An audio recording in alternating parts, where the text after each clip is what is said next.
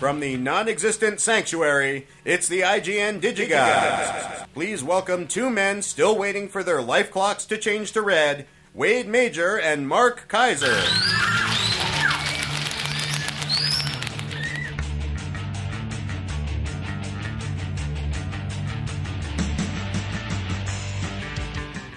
Cool reference, Corey. To whom do we owe that gem? That was written by Lenny Timmons. Renew. You get the deal. We were just talking about Nicholas Winding Refn. He's supposed to direct a new version of Logan's Run. Isn't that Logan's Run? It is, yes. Yes. Logan's Run reference. Absolutely, yeah. Life clocks, you bet. With Mr.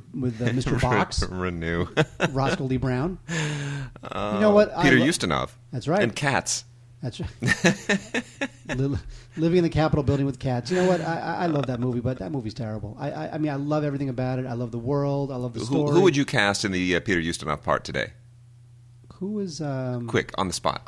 Peter Ustinov part today. I'll tell you right now. Don't say Wilford Brimley. No, of course not. No. Get out of my... No, Clint Eastwood. Richard Griffiths. Oh, he'd be great. Wouldn't he be terrific? He'd be great. Assuming he can live that long. I love that. I'm always worried about him. He does look like he's about to just drop dead of some diabetes-related... I saw him on the London stage, 4 years ago? And I swear, I mean, it was then. It was like the boys from whatever it was. I think he did it with John Hurt and some other guy, 3 guys in an asylum during when the war breaks out. And I swear, watching him truck around and sweat and pant on stage, I just thought, how does a guy that big maintain that much stamina? Because that's stressful doing live theater. It really is. Well, first of all, Griffiths is 64 years old. Yeah. Second of all, I still think that the Clint Eastwood character from Gran Torino would be the best. Yeah, maybe. Because Logan comes in, and then the guy says, "Get off my lawn. Get out of my Capitol building." Anyway, exactly. Yes. Well, so, Wade and I just got... what is this? That's the other... I'll deal with that in a second. What the hell is this? I will address that. That's exactly the reaction everyone is supposed to have. Yeah, the other reaction is I'm never going to buy that. Anyway, Wade and I just got finished popping in the highly anticipated Blu-ray debut of Star Trek The Next Generation. Now, as you know... This is. I understand why they're doing this, but I do think that this is kind of a little cheesy. That you actually want people to pay for this. Well, here's the thing. There have been a lot of Star Trek compilation DVDs, so it's not like they're doing this for the first time. And what CBS, Paramount have done is they have obviously remastered all the episodes of Star Trek: The Next Generation, and the entire set is not coming out until later in the year. But what they're doing is they're teasing all of us with a Blu-ray, just a one-discer called Star Trek: The Next Generation, The Next Level. And it's just a little teaser. It contains 3 episodes, episode from season 1, 3, and 5, Encounter at Farpoint, which was the pilot, which is not very good, Sins of the Father, which was, I never liked all that Worf Klingon politics stuff. I never liked that stuff. Yeah. I mean, I love the show, but I didn't like that. And The Inner Light, which is excellent. So we just watched it, and it's on Blu-ray remastered. They're making a big deal out of it. And we have to say that we were very impressed, not blown away. Yeah, impressed but not blown away is a good way of putting it. The menuing, it's almost like, and I think this is an ongoing problem with Blu-rays, is that you look at what they're doing for stuff that people are waiting for, eagerly anticipated stuff. And it's like, okay, it's nicely, the visuals, the picture, the audio, good, you did a good job. But they went to town on the menuing. And it's almost like I'd rather the menus be just my enjoyment does not come from, oh, look, the pop-up menu, up, down, up, down, up, down. Oh, look. But all Blu-rays have that. I know, but it's like you put so much money and so much effort into the menuing. I'd rather they just make that a little bit bare bones and then just... give me better picture quality. Well, they worked off the original. I guess they dug up the original film canisters. Yes. I guess they shot this thing on film. They did. Which was great for the time. Yeah, which is what they did for the original series too. They dug out the film and they cleaned it up and They did. I mean, look, the flesh tones look good. There's a lot more detail. The colors definitely pop. You can see the zippers. You can see the zippers. They slightly spiffed up the special effects. You can't see the zippers. You can't see the zippers. But there's a fair amount of grain. Not a fair amount of grain, but there is still grain. So it definitely isn't like, super crystal clarity clear. Yeah. But the later episodes look better. Yeah, no, as you would imagine. Absolutely. So partly because Wesley Crusher's not in them, but he's the worst. Actually, Wade has one theory as to when Star Trek: The Next Generation got going, and I have another theory. Well, my theory is they kind of coincide. But when they got rid of Wesley Crusher, that's when it got good. My theory is that when they added higher collars to the uniforms. Yeah. Any episode with a higher collared uniform is worth at least checking out. Yeah, for me, it's always about the kids. All the bad stuff on. As much as I love Battlestar Galactica, the original series, it's Boxey and Daggett. I could have just strangled them both. Yeah, but I was that age, and I kind of like Boxey and Daggett. Yeah, well, I didn't. I wanted more Athena, and I don't know what's happened to her. Who? Maren Jensen.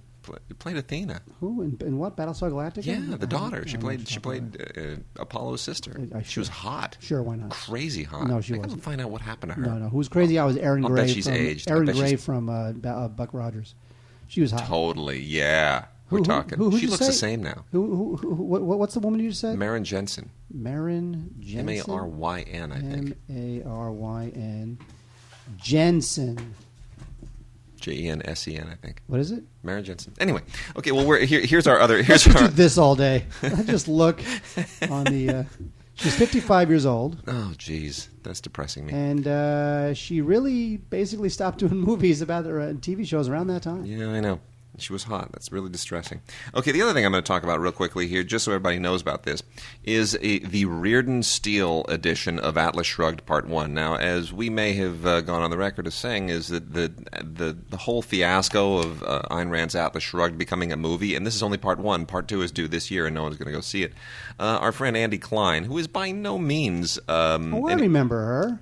Yeah. Yeah, she was hot. Yeah. In fact, she was hot. Thanks for interrupting. No one cares about that stuff. Anyway, people care about hot girls. Our friend Andy Klein, who is by no means a fan of Ayn Rand, once summed this up rather well. He said, "If anyone turned my favorite book into a movie this bad, I'd be really pissed off." The rumor is that the option on the book was going to expire, and they just decided to do this movie any old way they could. And they had a soap opera star who wound up acting in it and directing it. He'd never directed anything before. It's not good. But this is the Reardon Steele edition of it, which comes to us courtesy of the Atlas Society. So you can only get this through the Atlas Society, and that means you have to go to atlassociety.org. David Kelly runs the Atlas Society, which is kind of like the philosophical counterpoint to the Ayn Rand Institute here in Los Angeles. The Atlas Society is the other objectivist group in New York. They don't like each other. It's a little bit like Protestants and Catholics. They all believe in Jesus. They just don't agree on, doctrinal issues. So anyway, if you want to get this, if you're just screaming for really cool steel case edition of Atlas Shrugged Part 1, not a good movie, but it's like a limited edition deal, that's where you can get it from. And it has 3 video commentaries by David Kelly and a bunch of other junk on here, footage from the premiere and photos from the premiere. An audio thing on it on the World of Atlas Shrugged. It is strictly for Ayn Rand fans and objectivist devotees and people who don't care if the movie's bad. They just want something collectible. So there it is. It's out there if you want. I don't. Mark, let's talk about new movies, and then we have a giant pile of classics here. It's Oscar season.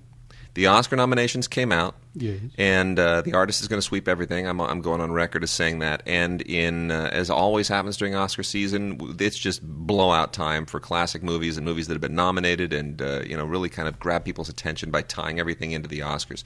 We're going to get to that a little bit later. But first off, Mark, we're going to talk about The Double, because you are a big fan of Topher Grace. I don't like Topher Grace. Tell us why you don't like Topher Grace, and then we'll talk about The Double. He just seems really... he's got that Ashton Kutcher thing, ironically enough. They were on the same show, obviously. But he just seems like he's really smug. I just don't like the smug. He's a smuggy Smuggenstein, and I don't like it. I like him sometimes, don't like him other times. The Double is... You know, I'm liking where Richard Gere is going. And by the way, one of his new film just sold at Sundance. Yeah, the Arbitrage. Yeah, is that what it's called Arbitrage. Arbitrage. You know what? I do like the fact that he's doing these small films that are worthwhile. They're not all great, but at least he's out there swinging the bat. Yeah. But, this film feels like, oh, my gosh, apart from Topher Grace, Richard Gere, who gets top billing above Grace. Oh, gee, I wonder why. And Martin Sheen even shows up in this thing. It did get a theatrical release, but it still felt like it was forced, I think, a little bit. It just doesn't... would this have been a theatrical release in the 80s, or would this have had a lesser cast and gone straight to video? It would have had a lesser cast. Yeah, it would have. See, that's why I looked at this and I thought, wow, for a film, it should have been a feature film, but should it really? No, it's almost like everybody's slumming a little bit in this thing. It's like an old school Cold War thriller, and they try to update it a little bit, centered all around the murder of a senator and this Russian agent, and it just feels kind of convoluted and like somebody. Like a spec script that would never have sold to the studios way back wound up selling to a lesser company, and they somehow got it made. Anyway, audio commentary, featurette, trailer, not great, but not terrible. If you like the actors, fine. Wade, hello. Hi. How you doing? Brighton Rock is directed by Rowan Joffe. Rowan Joffe is the son of Roland Joffe, of course, from The Killing Fields. And, I read the Graham Greene book. I'm a big fan of the Graham Greene book, Brighton Rock. They changed the backdrop for this, though. They did. They updated it. Yeah, they updated it to... Because the original film had Richard Attenborough in it. And Richard that's Attenborough terrific. was like the young teenage punk. Yeah, he was amazing. And he was great in it. Oh, so incredible. Part of the problem with the new film is Sam Riley is, you know what, there's a couple problems with this film. I mean, I think that it's very respectable. I think that all the choices he's making, he thinks he's making for the betterment of the film. I don't think he's disrespecting the material, but ultimately, I just don't think that Riley really. He's almost too mature. He's got a baby face, but he's too mature for this role. When you read the book, Pinky Brown just seems like this. He seems like he's just this 12-year-old. Mm-hmm. Wannabe gangster. I mean, he just seems so young, and somehow just through the force of his evil, he gets away with what he does.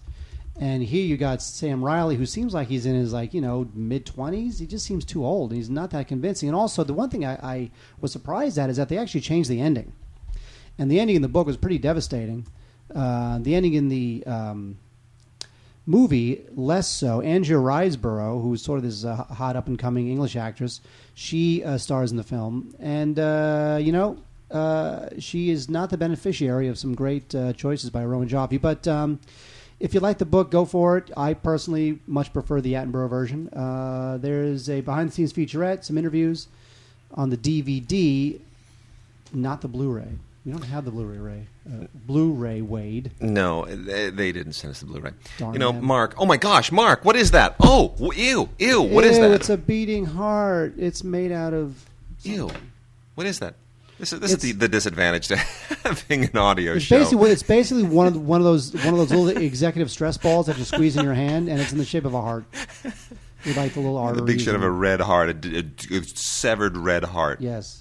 There are people who work at companies that are hired by studios and all kinds of marketing people to come up with weird little marketing ideas. Like they'll say, "We need something that can help market this Blu-ray, this DVD, this pickaxe. What do you have?" And then the people who work at these companies will go, "We have a pencil with the head that is shaped like a nose." Stuff like that. Pencil that's shaped like a nose. Whatever. I hate the fact that I can't read the writing on this thing without my glasses, and then I put my new glasses on, and I can freaking read the writing. So it what pisses me off. What does it say? What Mark? Tell people what this horrible red bleeding heart squishy thing. Well, without my glasses, it says the woman Shrinaga 24. With my glasses, it says she'll rip your heart out. The woman on DVD January 24. Oh, jeez. Okay, the woman. For those of you that don't know, I got the Blu-ray here in my hand. It's a good-looking Blu-ray. The movie is not extremely well shot. It looks a little bit like video. A lot of wide-angle stuff. It's not, exquisite, but it's adequate for a Blu-ray. This is from the Bloody Disgusting Selects series, courtesy of Vivendi. And here's the deal with the woman. Because a lot of people, this had walkouts at Sundance last year. I don't know if you know that. People walked out. I think somebody may have even passed out. It's not that horrifying. It's a horror film from Lucky McKee. It was kind of disappointing me, and not because the film isn't competently made. It's an amusing, tongue-in-cheek kind of gore cannibal film. But Lucky McKee made 3 years ago or 3.5 years ago made Red. You remember Red with Brian Cox? That yes, was an incredibly good movie. That's a good movie. That's where somebody shoots his dog. It's based on a Hank Ketchum story, and Hank Ketchum, of course, a horror writer, kind of like a second-tier Stephen King. But Ketchum had written, Jack Ketchum. I actually reviewed that film. Did you? Hank Ketchum created Dennis the Menace. Never mind. Jack Ketchum. Jack Ketchum did the story, and it's based on a story of his about a guy. You remember Brian Cox? That they shoot his dog, and he basically unleashes all kind of psychological horror, vigilante hell on the guys and the dad who were responsible for killing his dog. I would have expected Lucky McKee to go on and make real movies after that, but he's gone back to the well, and he made The Woman. Now, The Woman is about a mild-mannered guy who finds, or rather traps, a cannibalistic feral woman that he sees in the woods, and then locks her up in the basement to try and civilize her. Sort of like, My Fair Lady, except with cannibalism. And needless to say, the family sort of, some of them get in on the deal. The son is in on it. The daughter and the wife, not so much. They're a little bit horrified. But this thing goes, it goes bad. It goes really bad. Eliza Doolittle does not learn to become a duchess. That's the bottom line here. And this is actually a sequel of sorts. Nobody realized this at the time, I don't think. I talked about it on the radio. But there was a film made a few years previous, in 2009, the year after Lucky McKee made Red, called, and this was released as part of the Ghost House Underground series. This was called Offspring, also based on a book by Jack Ketchum. This was directed by Andrew Van de Houten, who's a producer on The Woman, and that had the same actress playing the same part. Which is that this is Offspring was all about this cannibalistic group of weird cultish people who live in the woods, and they eat people. Anyone really watch this movie? Come on. Anyway, same actress, and this winds up being a semi-sequel. She's really good, but nothing else about the movie is really all that good. So let's stop talking about it. Okay, that's what I say. We'll do that. Anyway, Pollyanna McIntosh, by the way, is the woman. Not that I feel bad. Am I associating her with something she doesn't want to be associated with? No one cares. Let's move on. Okay, moving on. The Mill and the Cross. This is a weird movie. Got a Blu-ray and a DVD here. The Blu-ray really is the only way you should watch this, but this is an extremely odd and bewitching movie. Speaking about Logan's Run earlier, Michael York is in this thing. This is very peculiar. This is from a Polish director named Lech Maszewski, I think is how you're supposed to pronounce it. Otherwise, I would call it Lech Majewski. But somehow I have a feeling that Majewski isn't the way you're supposed to pronounce it. No. Lech Maszewski. Anyway, this is a really odd kind of impressionistic film that sort of tries to recreate a lot of 16th century Flemish painting in the frame. So the whole movie is kind of done digital in a way that looks like Flemish painting. It's a little bit forced and a little bit odd, but kind of impressionistically cool. It's a co-production with Sweden, so you wind up getting a very peculiar cast in here. Rutger Hauer and Charlotte Rampling alongside Michael York. It's like they call people together from all over Europe to try and get all of their tax incentives. But it's okay. Charlotte Rampling as the Virgin Mary, I don't buy it. Not for a second. But, it just visually it's interesting. The drama around it doesn't really make much sense. The script isn't that great. But visually it's interesting.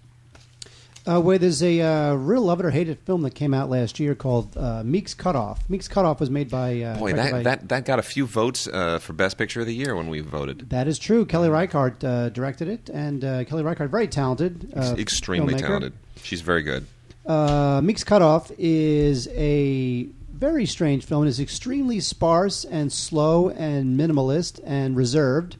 And it is about it takes place in the mid-1840s, and it's about the early days of the Oregon Trail and a wagon train that goes across the mountains and tries to survive. And what people both loved about it and hated about it is that it is 104 minutes of just spare, intimate, meandering, stripped down filmmaking. I described this at the time. If Antonioni had done a remake of The Searchers, this is what it would have been. Probably true. Yeah. Actually, I think ultimately when it comes to the actual story being told, it's pretty conventional. It's just the way it's being told, and I tend to not like films like this because they're sort of up their own butt a little bit. But I did like this film because I like Kelly Reichardt. I think she's really terrific. This played at Venice and Toronto, and it played at Sundance, and it had a lot of very passionate defenders, but also people who hated it too. I liked it. I think I think this is worth a rental because it's a new experience. It's a new way to experience a Western. Frankly, it's probably as close to what Western frontier life was really like than any other film because it's frontier Western life traveling along the Oregon Trail was probably incredibly boring. You think? Just as boring as this film. You think? No Wi-Fi on the Oregon Trail? There was no Wi-Fi. No, it was 3G only.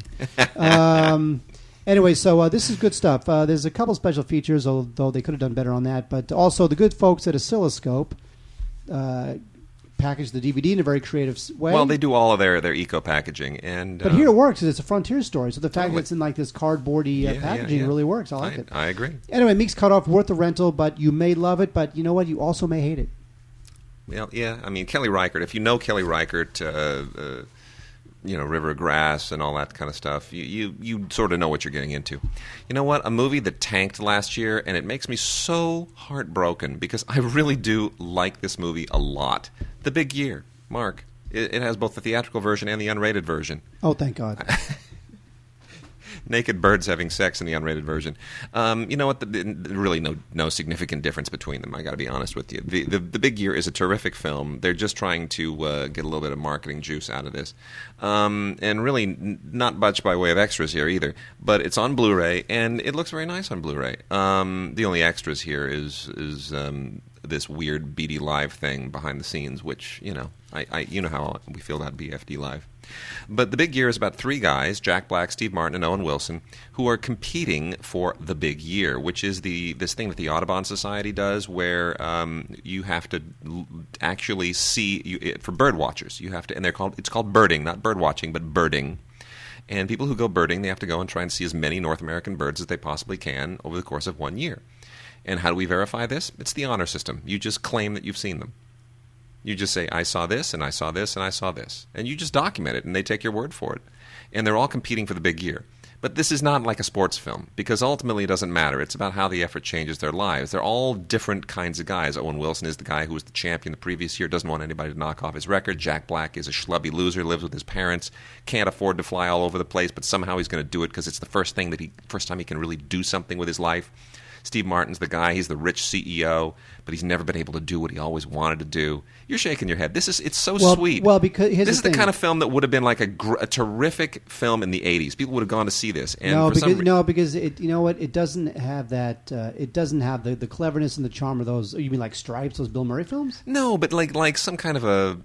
See, the problem is that if you're going to put together Jack Black, Steve Martin, and Owen Wilson, I expect a better film than this.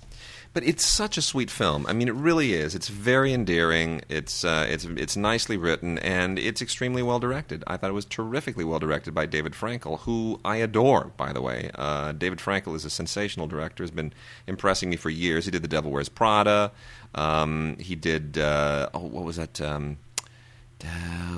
What was it? Miami Rhapsody back in the 90s, like 20 years ago. I liked Miami Rhapsody. See, he's good. I'm telling you. Everybody criticized him as it's a wannabe Woody Allen movie. No, David Frankel, he's my man. The Big Year. Make up for the fact that you didn't see it in theaters and go get the Blu-ray. It's terrific. Yeah, whatever. I don't believe you. I think it's you're good. Lying. Totally good. Wait, there's a very talented filmmaker who's not making very good films lately. Andrew Niccol is the guy who wrote Gattaca. Mm-hmm. Let's say. Yeah. And what else did Andrew Niccol do? He did all sorts of crazy stuff. He's very talented, and he did a film last year called In Time. Mm-hmm. And In Time, right now we're talking about Logan's Run just moments ago. Yeah. And In Time is very sort of Logan's Running. It's about a world where there is no money. Money is actually time, where a cup of coffee costs you 5 minutes and a new Mercedes costs you a year, and your time is kept track of with this little clock on your arm, and when you run out of time, you die. And Justin Timberlake plays the hero of the film, and and he winds up inheriting like 100 million years. He can basically live forever because he has all the time/money in the world. So he can buy all the Mercedes he wants. He can buy anything he wants. Fabulous. And people are after him to find out how he got all of this time. Yeah. And great. and the thing is that I think Andrew Nichols does a good job of taking the conceit seriously. I mean, there's a lot of jokey dialogue in it, and some of that gets tiresome. But I think he does a good job of making you believe that this is the world. But I think it winds up being just a very conventional sort of thriller. And I think Justin Timberlake is talented. I think he's a talented kid. I really do. I like Justin Timberlake. I don't know about his music, whatever the hell he does, Baby Got Back or something, or Sexy Back. I don't know what the hell he does. But I can tell you, he's charming. He's charming. He's funny. I like him a lot. But he's not a leading action man at this point. Maybe someday he will be. But and Amanda Seyfried is just a cold fish, directed to be a cold fish, but just is a cold fish. The good news is that the film looks good. It's on Blu-ray and DVD. There's a Blu-ray, a DVD, and a digital copy in the in-time release. There's a couple of special features, but nothing really interesting. There's that horrible BD Live crap that the special features are on. But Andrew Nichols is a guy to watch. I mean, look, he wrote and directed Gattaca. I really liked Lord of War. I thought that was terrific.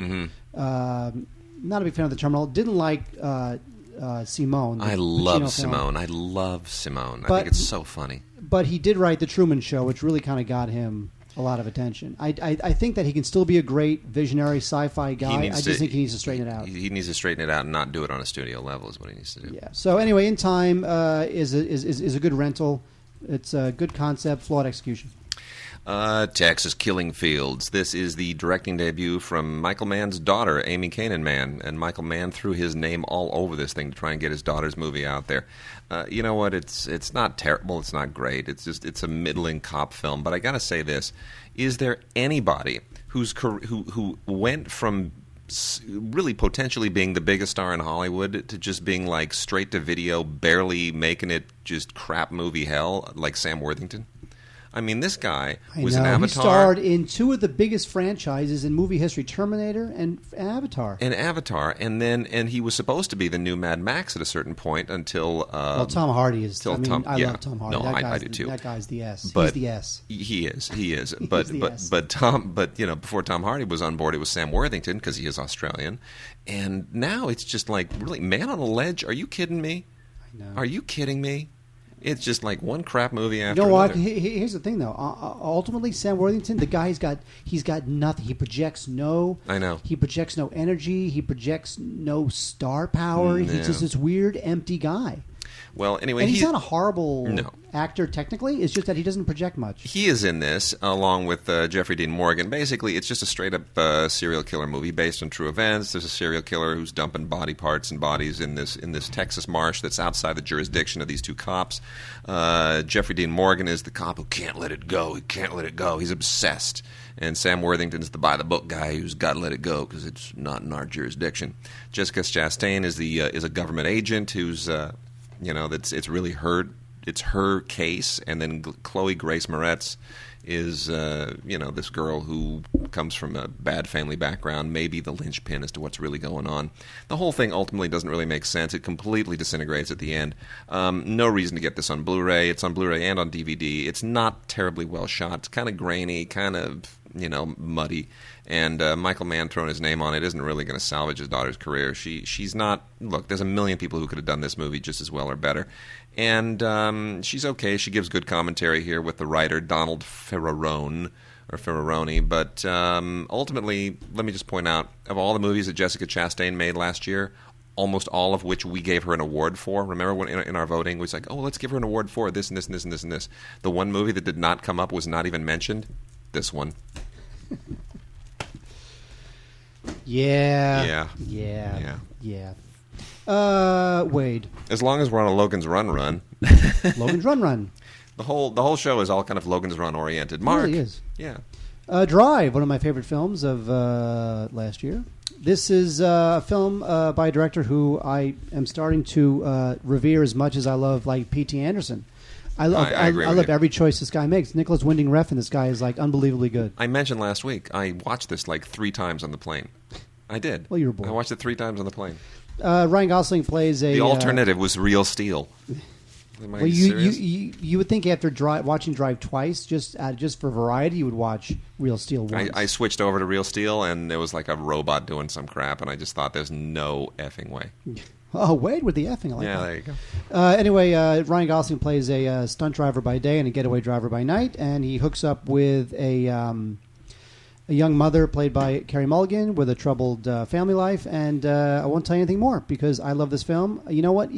When you watch this film, you realize that movie making, every single part of a movie is a choice by the director. And the actors, too, and cinematographer, and X, Y, and Z. But here's the but difference. It's all about choices. And Refn always Absolutely. makes the most interesting choice. He could have directed Texas Killing Fields and nailed it and knocked it out of the park. Because Drive, really, in any other director's hands, would have been just some okay thing. But he finds those moments where he insinuates himself into them, and he just, like, turns it up to 11, and it's amazing. Well, people hated this film because they thought, it's not Fast and Furious. This is, you know what? This is the opposite of Fast and Furious. It's internal. And from the get-go, Refn tells you what he's about because the film starts with the driver, Ryan Gosling. We don't know his name. He's just known as the driver. With Ryan Gosling as the getaway driver trying to escape the cops with these guys who just robbed some sort of a warehouse. And when these guys get into the back seat of Ryan Gosling's car and says, go, to escape, because he's the getaway driver, we expect... 90 miles an hour down the freeway and crazy crashes and crazy stunts. But no. Refn, in the very first scene of the film, gives you a chase where for half of it, Ryan Gosling is going like the speed limit. And slower. Because it's all about trying to outthink the cops, not outrace the cops. And when Refn does that, he's saying, this is the type of film I'm making. I'm not making Fast and Furious. I'm not making Bullet. I'm making this, oddly existential interior sort of chase film. And I love that he did that. I love the fact that half of that chase at the beginning was a guy going 35 miles an hour. And I thought he is just putting a stamp on it. And can't say enough about Albert Brooks, who is, it's a fine performance, but it's also great casting. It's just it's a piece of trick casting. It's brilliant. That totally works. Did you follow all of Patton after Albert Brooks was unexpectedly snubbed at the Oscars? I think I'll put this over here. Did you after Albert Brooks was unexpectedly snubbed at the Oscars? Did you hear the whole tweet thing, the Patton Oswalt tweet thing? Did you follow this? No, what was it? I think Twitter's the stupidest thing ever, but Patton Oswalt did a whole series of tweets that morning after, for all the snubbies. It's the funniest damn stuff ever. I'm going to read just a few of them. Join me for a drink at the drawing room at Albert Brooks. Me and Serkis have been here since 6 a.m., meaning Andy Serkis, right? Right, because he didn't get nominated Because he didn't get nominated either. And then a few minutes later, Albert Brooks, see you later tonight, might be out of booze. Serkis has Pogues on the jukebox, and Fassbender just showed up in a pirate hat. And then he says... Albert Brooks, O.S. We're definitely going to run out of booze. Charlize and Tilda just pulled up in a stolen police car. Then this is where it gets crazy. Albert Brooks, dude, get down here. Gosling is doing keg stands, and Olsen and Dunst literally just emerged from a shower of rose petals. So everybody who got snubbed for the Oscar. He's mentioned them all. Albert Brooks, Nolte and Plummer just drove past, mooning us. Serkis and Tilda are signing Is There Life on Mars? Albert Brooks, oops, Von Trier just pulled up in a pass van dressed as Goering. Let's go to Legoland with a boozy hurrah. We're out. Albert Brooks, oh my God. Just pulled up to Legoland. DiCaprio's rented the park for the day. Dibs on the Duplo Gardens. And scene. It's Oh, Patton Oswalt's the best. I actually saw him recently. Did we talk about this last week? I saw him. I went to a live reading of Shampoo. Jason Reitman. No kidding. Did I talk about this last week? No. Jason Reitman directed a live reading of Shampoo. How bizarre. And so get this. was Jason Reitman. You know, Yeah. it's a Sure. it's a script read. It's a table read, basically. And people came to view this table read, and the actors were right there in front of you on stage reading the script of Shampoo, the classic Hal Ashby, Warren Beatty film. And it was Bradley Cooper in the Warren Beatty role. Mm-hmm. Bradley Cooper right up there, right 10 feet from us, reading. In the Goldie Hawn role, Kate Hudson. Yeah. Pretty cool. Goldie Hawn's daughter Sure. playing Goldie Hawn's role in the film. Yeah. And Julie Christie's role, played by Olivia Wilde.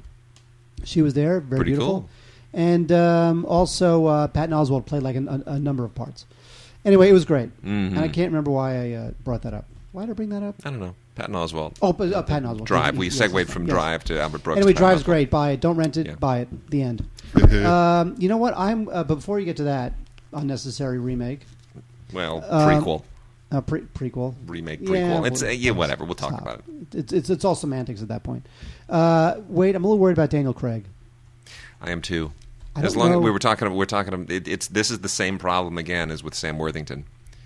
I know. You know, he's making choices that don't seem bad on their face. Well, this movie Dreamhouse is definitely a bad choice, but he's making choices that don't seem bad on their face, like Cowboys and Aliens, whatever. Yeah. But they're just not good movies, and I feel like I'm losing. He's getting the paychecks. He's getting the paychecks. I'm not zazzed by him anymore. I feel like like when I see him, I don't feel the luster anymore. The luster's gone. Yeah. And I hope he can put it back together. Yeah, he will. I mean, he's a great. Dragon Tattoo. He was willing to be upstaged by Rooney Mara, and that's good on him for that. Yeah. But ultimately, he was upstaged by Rooney Mara. I was amazed that he even took that part, because the guy the in the Swedish film is kind of schlubby. He's not a hunk. He's not sexy. He's not ripped. I mean, why do you put? Never mind. Why Go do you on. put James Carry Bond on. in that role? I mean, but that's part of what makes that dynamic in the original film so much better than the dynamic in the Fincher film. Yeah. Anyway, Dreamhouse is it's a good cast: Daniel Craig, Naomi Watts, Rachel Weisz.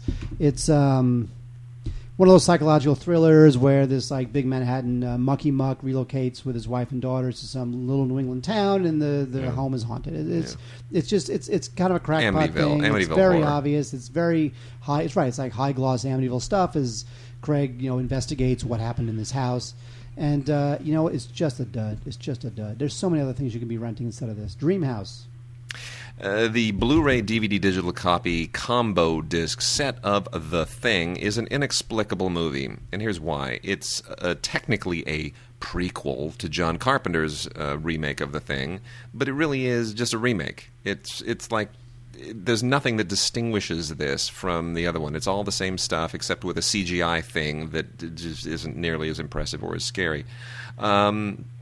The only thing that's interesting about this is that they wrap it around at the end, and there's a little connective tissue, so that fans of the Carpenter film who know exactly how it begins, they all go, "Ooh, yeah, cool," but not really. This is almost, in some sense, a remake of Alien, to be honest, with Mary Elizabeth Winstead as in the Ripley part. You get to kind of, there's a few things here that they didn't do in the Carpenter film. You said things. But the bonus features don't even save it. There's featurettes and a commentary with director Matthias van Hengeden, however you pronounce it, along with his producer. It's unfortunate. It just goes through the same exact motions, and who is the thing, who isn't the thing, and I don't know. It looks good, but it sounds good, and it's spooky, and if you have a really kicking system and you really want to blare it out of your speakers, there'll be a lot of big boom moments where the soundtrack goes thump. But that's not a scare to me. It's you know not a what? scare, That's a I cheap agree. scare. That's a that's a post-production scare. Yeah. We should call them post-production scares, where it's a scare based on the music sting or the sound effect. That's not film. Absolutely. That's not like filmmaking. That's All right, cheap. we've got a bunch of. I'm going to read one letter this week because we don't have time for more, but this was worth reading. And then I'm going to blow through a bunch of manufacture on demand titles, MOD, and then we'll wrap out with the rest of the new movies. Wait, Eric Altieri, I know. I like these movies. I know you do. I know like you this do. movie too. Good one, Best We're going to get to Picture. them. We're getting to them. We're getting into our Oscar stuff now. But this is I know. Stop. Okay. Sometimes I don't see what Wade comes over with a big box full of the stuff we're going to talk about, And then I go through them and you watch them and you whatever and you check out the video quality and the audio quality, whatever. But sometimes he surprises me. With stuff that I don't know is coming. That's part of the thrill of the show. Exactly. Is to get your reaction. Exactly. Anyway, Eric Altieri, longtime listener, writes us and he says, catching up on last week's episode. Got two quick things for you guys regarding the Netflix Warner Brothers dispute. You mentioned Netflix will have to go somewhere else to get the DVDs. I worked for Hollywood Video once upon a part-time job, and I remember being sent to Walmart a few times to pick up DVDs for films like Planet Terror and Hannibal Rising because we didn't have rights with the studio for them.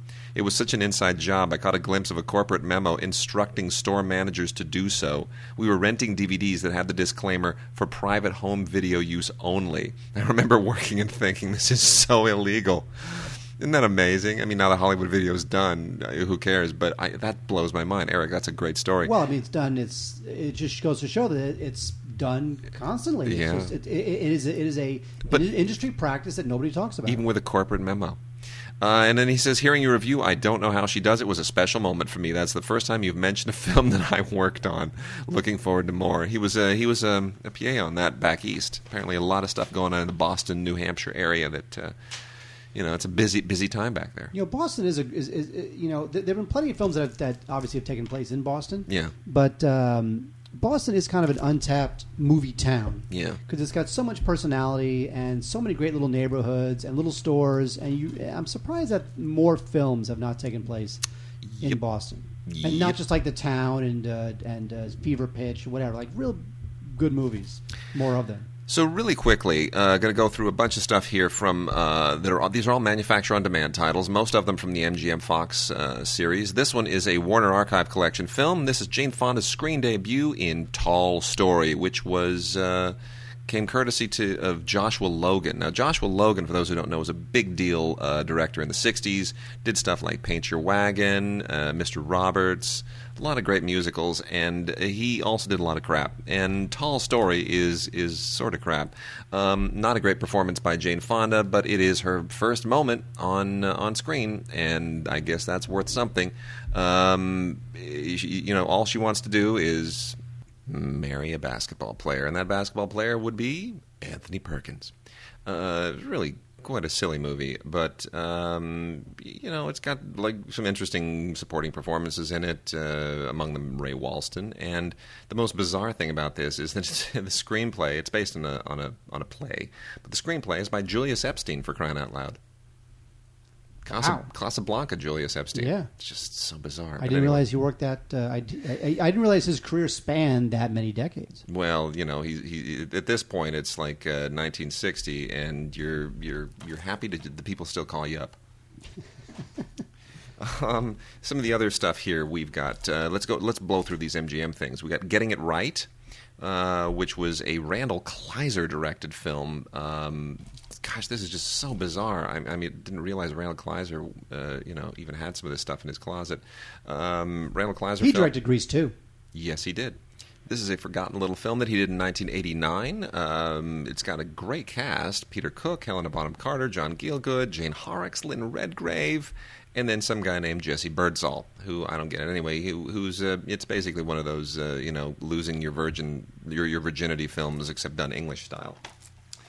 And then we've got Diary of a Bachelor, which is kind of a weird, cute little classic. This is directed by Sandy Howard, and it's kind of a weird little offbeat, black and white, quirky classic that comes to us courtesy of the Orion Library.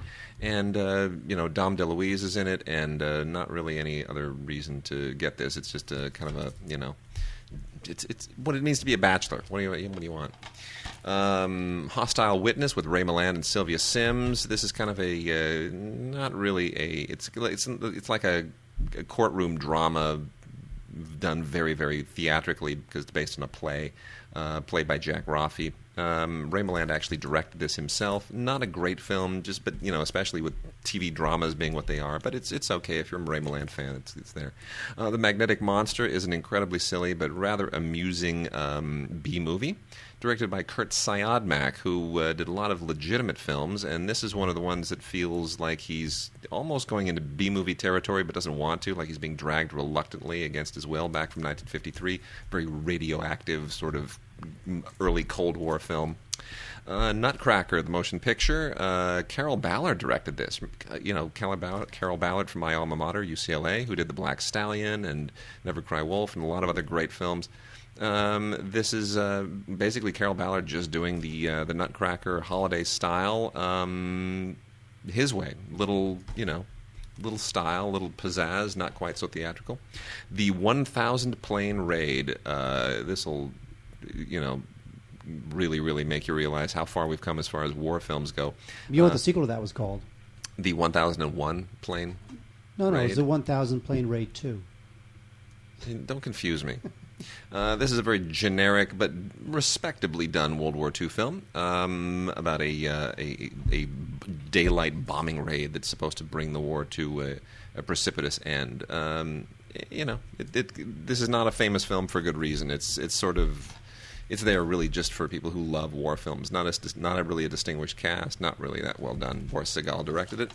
The Bed-Sitting Room is a film I actually saw... a lot growing up and loved it. Did you really? I loved this film growing up. Watching it again, I thought, great. oh my gosh, it's really bizarre. not. No, it's all over the map. Well, Richard Lester. This is Richard Lester. We love Richard Lester because he's made so many great films. But interspersed with all those great films are just some really weird choices, and this is one of them. Richard Lester is certainly one of the great all-time directors of that British angry young men period, even though he's American-born.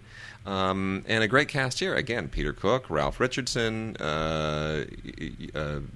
Harry Seacombe, Arthur Lowe. I mean, a really great English cast. Dudley Moore and Rita Tushingham star. But if you want to see Lester tackle this sort of crazy, out there, wild aesthetic and just nail it, you got to see The Knack. Yeah. And How to Get It. Anyway, Hard Day's Night. Even Petulia. It's a weird post-apocalyptic story. I used to think that it was kind of a cool little. I didn't realize it was post-apocalyptic when I was a kid, but here I thought it was just like a cool fantasy, like Willy Wonka or something. But no, it's just post-apocalyptic, and it's a lot of weird little kind of sketch-like bits, like a guy turns into a parrot, and it just gets very bizarre. So Misfire. Oliver Reed and Michael J. Pollard in Michael Winner's Hannibal Brooks. This was kind of a popular film at its time. It's a World War. It sort of wanted to be MASH and didn't really succeed as MASH. But it takes place at a zoo, and forget it. Although I will say one thing.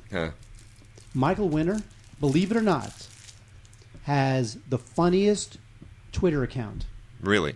I was on like MovieCityNews.com or one of those movie news aggregate sites. Yeah. And they follow filmmakers. Sure. And their Twitter feeds. And Michael Winner, who's like got to be in his 70s. Oh yeah, easy. He's got a Twitter account and he's on it all the time. And he says the funniest because he's old and doesn't care anymore. Yeah. He's great. Awesome. I will not unless it's Patton Oswalt. You're going to have to drag me kicking and screaming. I totally understand and do not disagree. All right, we have what Mark was going nuts for over. Now we're going to get into some of our serious Oscar stuff and wrap out the show. Mark was going nuts over a whole bunch of old UA classics and MGM classics that are being released through 20th Century Fox, all on Blu-ray, starting with, Mark, our beloved Annie Hall. Yay. In a year when Woody Allen is once again nominated. I mean, Best Picture, man. It's been a while since he's gotten a Best Picture nomination. I know, I love it. Well, it's just great. I was looking at the 9 Best Picture nominees, and I was seeing which ones would you get rid of if it was 5. Yeah. The usual 5. Yeah. And ones like Extremely Loud would never have been nominated. No, not a chance. Would never make the 5. Even The Help, I don't think would make the 5. I think so because the actor votes. Yeah, that's true. The actor votes, but I think Midnight in Paris would have made it. I do too. I really do. I think it would have definitely. But Annie Hall is the one where that's the one where Woody turned the corner. He had just done these hilarious movies like Love and Death and Sleeper and Bananas, and all of a sudden in '77 comes this thing called Annie Hall. And it was totally different, and it was unbelievably, fantastically brilliant. I remember I was so mad as a kid because I was like, what is this stupid movie that just beat Star Wars? And then I, of course, got older and I understood. Annie Hall and the other one that's out, alongside is Manhattan, Yay, both on Blu-ray. buy them both. Annie Hall and Manhattan on Blu-ray is a Buy them glorious both. thing. Now, the Manhattan Blu-ray, of course, goes without saying. This is there's no other way to own this movie. We've been waiting for this forever. This is some of the best black and white photography you will ever see, and Gordon Willis nails it. If you want to know why black and white film still captures things that video never ever will, at least not in our lifetime, this will tell you. Meryl Streep, for crying out loud. It's the 70s all over again. Woody Allen, Meryl Streep, they're nominated again this year. How awesome is that? I love it. This is just wonderful. Manhattan is fantastic, and Annie Hall, of course, is just still one of the great all-time classic films. It's just so... It was such a trendsetter at the time. And let me tell you what these two have by way of extras. Okay, you ready? The Apartment.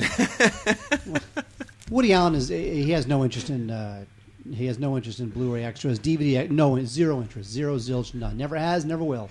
But the good thing is that the transfers are quite good. The Blu-ray transfers are quite good. UA did not shank that one. A very strange film won Best Picture in 1960. A movie called The Apartment.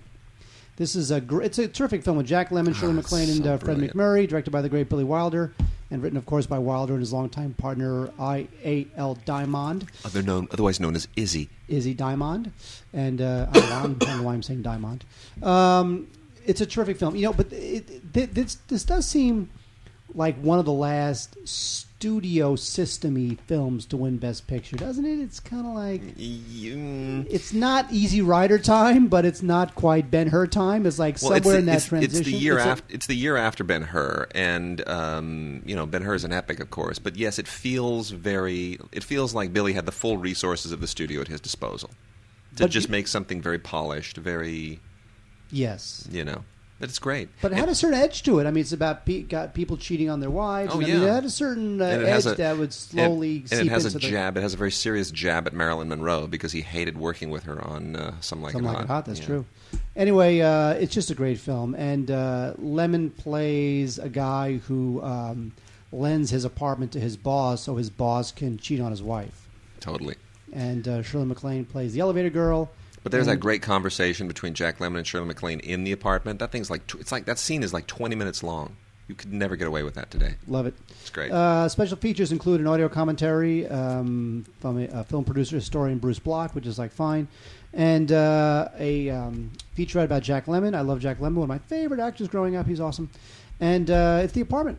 I love it. Who doesn't love The Apartment, Wade? I love The Apartment. You didn't take it from me, aren't you? You hate me. Okay, also in that same list is a trio of Hitchcock films on Blu-ray for the very first time. And I'm going to say, without any reservations, don't get rid of your regular DVDs Criterion Collection. All three of these were on Criterion Collection DVDs back in the early, 10 years ago.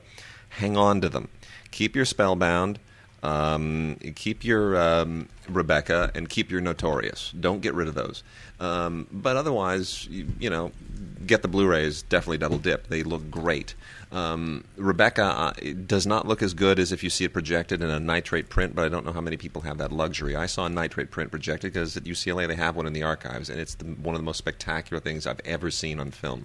But pretty damn close is the Blu-ray. The Blu-ray is really, really terrific. Now, mind you, this is 1940, the year after Gone with the Wind. David O. Selznick captured yet another Best Picture 2 years in a row, and it's a little bit Gone with the Wind-ish. It's sort of somewhere between those sensibilities and Jane Eyre, ironically, because Joan Fontaine would later sort of do a similar character in Jane Eyre. Laurence Olivier, it's the whole... If you don't know this story, it's just freaking brilliant, but it's much more of a Selznick film than a Hitchcock film. Spellbound and Notorious were also made for Selznick, but these are more of Hitchcock kind of taking his European sensibilities and bringing them to Hollywood. He had done a lot of great thrillers in the UK, but now he's got, in the case of Spellbound, Ingrid Bergman and Gregory Peck at his disposal, and in the case of Notorious, Cary Grant and Ingrid Bergman at his disposal. So, Bergman working with two of the great leading men of the day, and Hitchcock just finally getting the budget to do the kinds of stuff that he always wanted to do. These films are tremendous. There are a lot of great extras in all three of them. No time right now to go through them all, but heaps of commentaries, isolated music and effects tracks, restoration comparisons, a lot of great behind-the-scenes stuff and featurettes. It just really excellent stuff. Again, don't get rid of your Criterions. Keep the Criterions, but you got to get these as well. Just because it's freaking gorgeous black and white Blu-ray. Wade, there's a movie. Yes. Okay. I hate this film. I didn't realize that Julie Taymor directed this film. I totally forgot. That's why it sucks. It's terrible. All that stuff where the paintings come to life and there's all kinds of weird. Problem with Julie Taymor is that she can't get out of the way of herself. No. This is Frida from 2002. This was well received. It was nominated for 6 Oscars. I didn't like this film. It's with Salma Hayek plays the troubled painter Frida Kahlo. It's funny when I heard that Frida died so young, and she died at 47. Yeah, she was old. Oh, jeez. The film looks great because, if nothing else, Julie Taymor is definitely a stylist, a visual stylist, so it looks terrific on Blu-ray. A lot of special features ported over from the original DVD. Yes, I hit the mic. Just saying. Oh, okay. We used to hit the mic every show, but now we sort of got coordinated. Sometimes we do, sometimes we don't. Anyway, if you're interested in the life of Frida Kahlo, there's plenty of other better sources to go to get the real information. If you want the movie version, sure, whatever. Not very good. Yeah. I am so elated that this is finally on Blu-ray. The Piano, the amazing Jane Campion film that co-won the Palme d'Or at the Cannes Film Festival in 1993. The other one being Farewell My Concubine, which is still not on Blu-ray, much to my chagrin. I was there that year. I saw both of these films, fanatically fell in love with both of them, and I remember saying, if I could have my wishes come true, they'd both win the Palme d'Or. And they did. It was an amazing year. It really was. I have to say, however, the Blu-ray, not as great as I was really hoping for. This is one of the all-time great photographic efforts of the last 25 years. It is just spectacularly beautiful work by Stuart Dryburgh, who just nailed it. I mean, the whole kind of Victorian era in New Zealand and the lushness and the coldness and the mystical qualities are just captured so beautifully on film. And they really do come across nicely on Blu-ray, but not as well as I really wanted. But Holly Hunter, and Oscar-winning part. This film won Best Screenplay as well. Anna Paquin, a shock winner that year for supporting actress. Harvey Keitel, naked for who knows 50th time on film. He really was enjoying kind of strutting his stuff in the birthday suit back in those days. Yeah, try that now, Harvey. Yeah, please don't. All elsewhere from it's a big Miramax. This week is basically an enormous Miramax document dump. Yeah, kind of. They're just coming out with film after film, and 2 films here that I know I'm just so in the minority on some of these films. The English Patient Meh. won 9 Academy Awards, including Best Picture and Best Director. I thought I was left cold by it. People love how emotional it is and sweeping and epic. To me, I thought these guys are all cold fishes. I agree. It was Scott's more a wannabe Oscar contender. But that's Miramax. That's what Harvey goes for. I mean, Harvey doesn't want it's like Harvey doesn't want to make an actual film of great genuine emotion. He wants to make a film that will win an Oscar, and if manufacturing genuine emotions will manufacture him an Oscar, he'll do that. That's why it's better for him to acquire those films and to make them. I know. And the other one is Cold Mountain, which was another Oscar bait film that won Renee Zellweger an Academy Award for some reason, because she just annoyed the crap out of me. I don't like either. I should really, I should watch English Patient again. They both are really, really solid Blu-rays. They look great. They look tremendous. I'm not enormously enthralled by either of them. And they're both directed by the same guy, Anthony Minghella, who passed away a year and a half ago. Yeah. Now? So sad. Wild. Yeah. But he was a good director. He had an epic eye, but he also was not afraid of intimacy. Truly, Madly, Deeply. Probably his best film. With the weepiest performance ever by Alan Rickman. Yeah. Not overly loaded with extras. It's all stuff that's been out before, which include the Anthony Minghella commentaries. And Walter Murch, by the way, his commentary, he participates in the commentary on Cold Mountain. Anything that Walter Murch says is wonderful to me. So, Yeah. And Walter Murch, how old is that guy? That guy's got to be 80. Yeah. Oh, he's such a class act. And we have a couple of fabulous Blu-ray books here. Now, the original Blu-ray book concept was pioneered by Warner Brothers and then adopted by some of the other studios like Universal. And we have two amazing classic films here. The first one being the Universal Blu-ray book approach to Kill a Mockingbird. This is the 100th anniversary collector's series edition, anniversary edition of To Kill a Mockingbird. Say that 10 times fast. Universal is having its 100th anniversary, so they're labeling all of these films as their 100th anniversary collector's series. And this is the anniversary edition of the collector's series. Does that make sense? Don't worry about it. Anyway, To Kill a Mockingbird belongs on Blu-ray. I'm amazed that this is now on Blu-ray, but the film that beat it for Best Picture that same year, Lawrence of Arabia, still is not. What's up, Columbia and Sony? Get your act together. We know Lawrence is finished. Put it out. Gregory Peck, of course, beat Peter O'Toole for Best Actor that year, and To Kill a Mockingbird is a great film. Absolutely a great film.